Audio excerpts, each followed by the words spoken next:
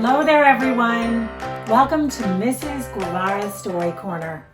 I'm your teacher, Mrs. Guevara, and I'm so happy to see you today. Top of the week, Tuesday. Let's start with some special heart outs from over the weekend. First one, special for Esme. Esme and her sister made a beautiful picture for Earth Day, and I saw so much good writing from Esme. Well done, my dear. How about Macy? She sent me some great work over the weekend too, and some beautiful pictures.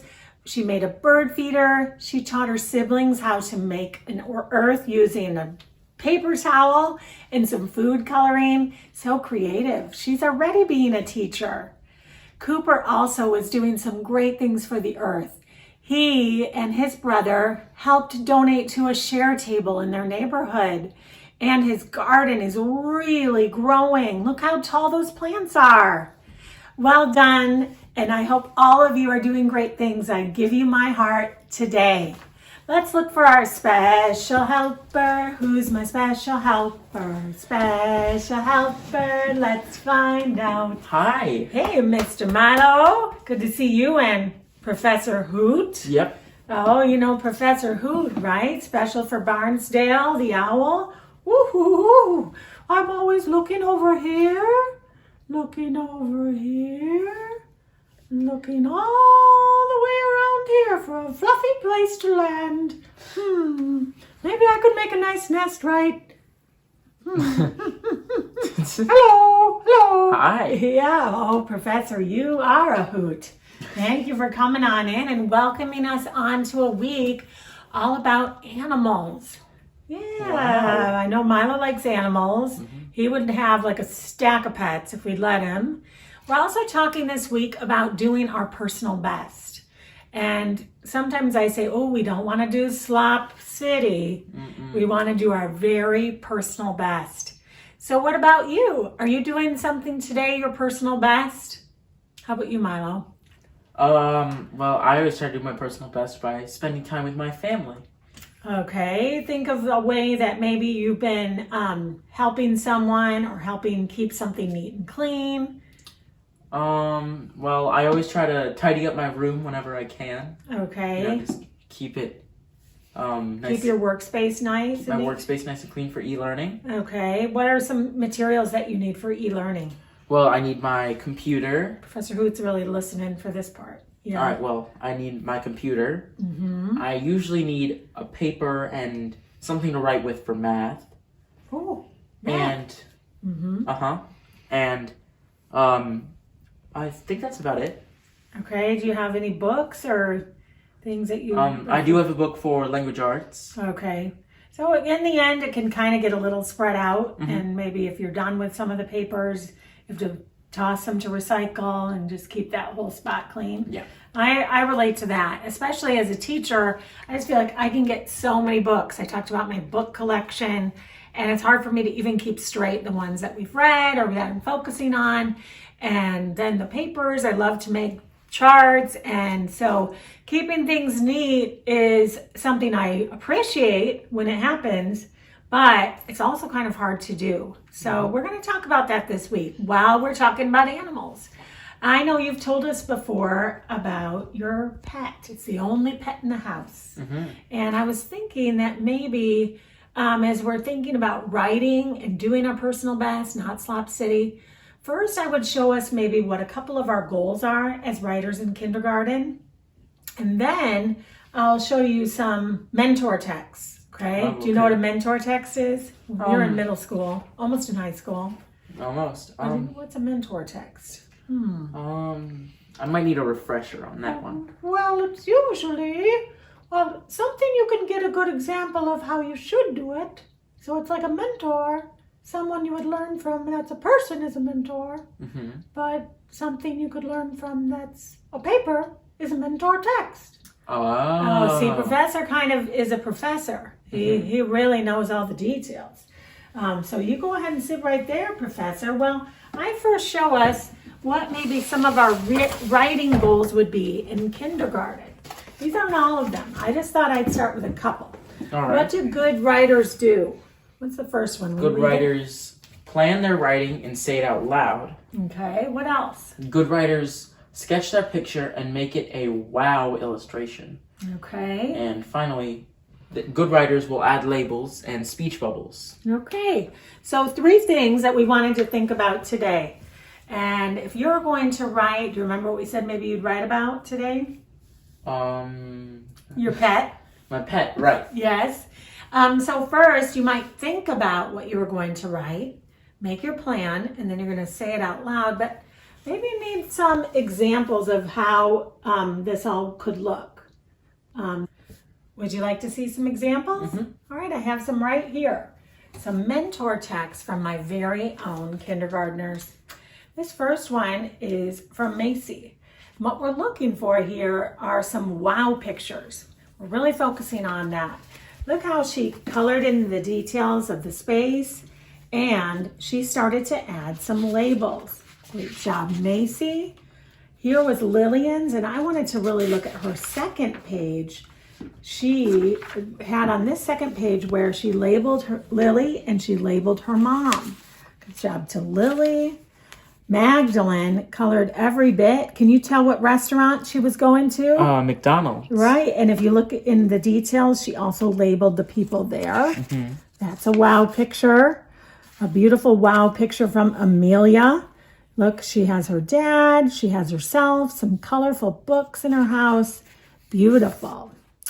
Fletcher, can you tell who he got to see at Disney World? I think it's Forky from Toy Story. Yes, for sure. Lots of good detail. Even drew the rainbow on Forky's foot. Wow. I know. Emmett did a good job of making sure to color in the space. And we've all used a mentor, illustrator, and author, David Shannon. Do you remember Know David? I do. And even with all of his books, every space, it looks white, but he uses even colors within white. So I've always pointed that out. We can use books to be mentor texts as well when we're looking at wow pictures. I have one last one from Harriet here. Her picture was a wow picture because look, she's got our colorful spaces on the floor. Our kindergartners remember the classroom when we went over to our smart spots and our sit spots. She labeled Mrs. Guevara on my stool. There's where Harriet was working. Look at the details there. She had a speech bubble even then. It says, can you bring in the Lyle Lyle Crocodile book? And Harriet's saying she can. So good with the details and wow pictures, Harriet. So heart outs for good work there. And so Milo, as you're thinking about, how could I do a wow picture? How could I write a story about Sirius?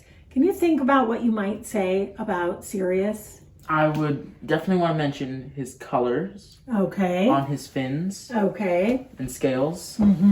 Like when we read Rainbow Fish. Right. How you could tell he's Rainbow Fish because he has this one shiny scale. I can tell which fish Sirius is out of all the fish. If he was put into a big tank, I could tell who he was because of his black and blue and white scales. Oh, so cool. And it scales. And it's different from fur or different from skin like humans. So that's something that's a detail. So you'd write about his color. Would you maybe write about like how you got him? Yes. Okay. Well, good. Look what you were doing right here. Number 1, making a plan. Yes. And you just told me what you would write out loud. The second thing was to sketch your picture and make it a wow illustration. We saw some really good examples of that. And the third thing we might do as we were just getting started would be add some labels and maybe a speech bubble or 2. Let's see how you did so far. All right. Let's check my work. All right. We had to do it bigger than kindergartners so we can see. Milo, almost like David Shannon here. Wow. Hey, talk to us about your wow picture here. Well, I, of course, as you all heard, I planned out what I wrote. And then I drew out my wow. It was illustration. You could see there's Sirius in his bowl with his rocks and a plant. And there I used my labels and a speech bubble showing me saying hi to him. What'd you say in the speech bubble? I said, hi, buddy. Because, I always I like talking to him I could have made it that you were singing, right? Oh, yeah. So you got a good start on our first 3 parts of what good writers do. Maybe tomorrow you and Sabrina can help me to look at the rest of what you could work on. Okay? Yeah. So a good start for you. I would love for us. I have so many books about animals. I bet you do too. Some are fiction, some are nonfiction. Really probably the majority, the most of my kindergarten books are about either animals that talk. And so it was hard for me to pick. We might have to do 2 or even 3 weeks about animals. I found Lyle Crocodile that Harriet was talking about. That's a really fun series. That's a fun one, yeah. Yep, and she has a whole big book of many stories about Lyle. This one is about getting a pet. You were talking about Sirius. Dog. Yep. And The Stray Dog by Mark Smott is, look. It's got the medal on it. Yes, the Caldecott medal, which means that our illustrations do such a good job. They almost tell the story as well as the words do. So today we're going to read The Stray Dog and hear about how a family found a pet. All right. This is probably happening in, does the city at all look familiar to you? I'll do a little picture walk for you. Can you tell at all where it might be taking place? New York, maybe? I think you're probably right. Let's get into it. All right. The Stray Dog. How about you read the pages on that side? This side? Yes. Of course. Right. To Helen and Jenny is the dedication. Can you tell something that's already happening before the story begins? I can tell it is a family of 4, and they seem to be judging by the little barbecue, they seem to be going out for like a picnic. Yeah, let's get started. It was a great day for a picnic. Yes. Guessed it.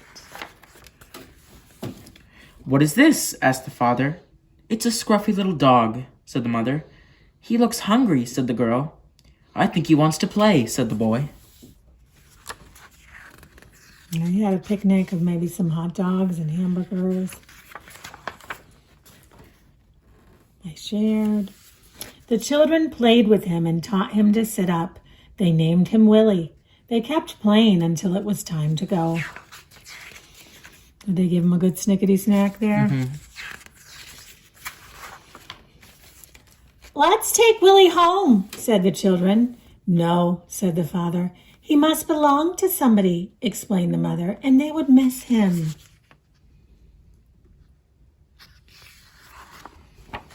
On the way home, the little girl said, maybe Willie doesn't belong to anybody. On Monday, during the week, all the family had Willie on their minds.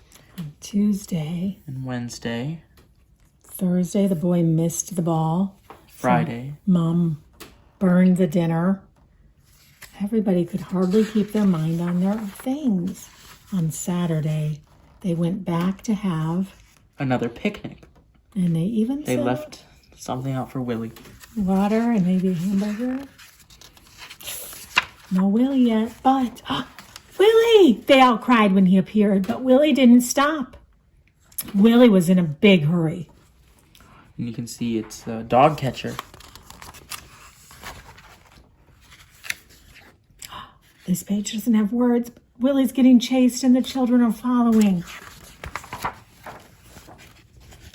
He has no collar. He has no leash, said the dog warden. This dog is a stray. He doesn't belong to anybody. The boy took off his own belt. Here's his collar, he said. The girl took off her hair ribbon. Here's his leash, she said. His name is Willie. He belongs to us. Look at Willie even under the net. Shaking his tail, wagging it. Hopeful. Now they were doing the happy dance, and the boy had to try to keep his pants up. Even the dog warden is happy. They took Willie home. Oh, they're giving him a bath. And after that, they introduced him to the neighborhood, and he met some very interesting dogs. They are very interesting. Which one's your favorite? I like the fluffy one over there. And Willie settled in where he belonged. A little water dish that says Willie. Oh, it's a sweet, simple story that maybe explains something that, would it be possible maybe you would hope something like that could happen to you? Yeah. Where you're off at a picnic and a dog just happens by that's real sweet and cute. Yeah. Well, I think Mark Samant knew how kids sometimes feel, so he wrote a great story called The Stray Dog and drew the illustrations. Well, boys and girls, as you get started in your writing this week, if you want to write about a pet that you have, great, go ahead. And you could even do something different from what our journal prompts are. There are some blank pages within your regular journal prompts. You go ahead and think of some way. First, make your plan, then draw your sketch with a pencil, fill in your wow picture, and make that your personal best. I know Milo's going to work on that this week and everything he does with e-learning. You can do it too, boys and girls, because I'm so proud of you and you're all my favorites. Keep it up. Keep up the good work. Bye-bye. Bye.